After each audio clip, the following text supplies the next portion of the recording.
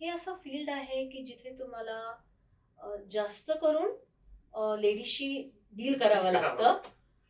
जेंट्सची deal करणं त्यातल्या त्यात थोडंसं सोपं आहे असं मी म्हणेन. लेडीजशी डील करणं थोडंसं डिफिकल्ट आहे. पण तुम्ही जर त्यांच्याशी डील करू शकला, कारण ते जास्त चिकित्सक आहेत. That's all. लेडीज एवढंच काय असतं. त्याच्यामुळे पेशन्स हा गरजेचा आहे. दुसरं थोडंसं मार्केट समजून घेणं गरजेचं आहे. काही पिरियड्स फॅशन इंडस्ट्रीमध्ये हे खूप पीकवर असतात.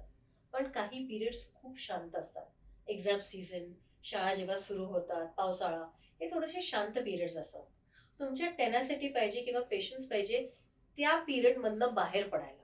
तुम्हाला एक अंदाज पाहिजे की कुठल्या सीझनमध्ये चांगलं काम होणार आहे आणि ज्या सीझनमध्ये शांत आहे, त्या महिन्यांमध्ये स्ट्रॅटेजी प्लॅनिंग, पुढे तुम्ही काय करणार आहात, कुठले प्रोडक्ट्स इंट्रोड्यूस करणार आहात, याचं तुमच्याकडे एक स्ट्रॅटेजी पाहिजे.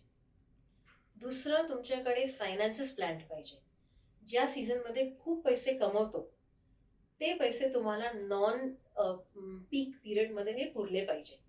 खूपशे बुटिक्स बंद पडतात कारण त्यांना तिकडचे ओव्हरहेड्स जमत नाहीत. आणि आमचं रिलेटिव्हली स्मॉल सेक्टर असल्यामुळे सुरुवात छोटी होते.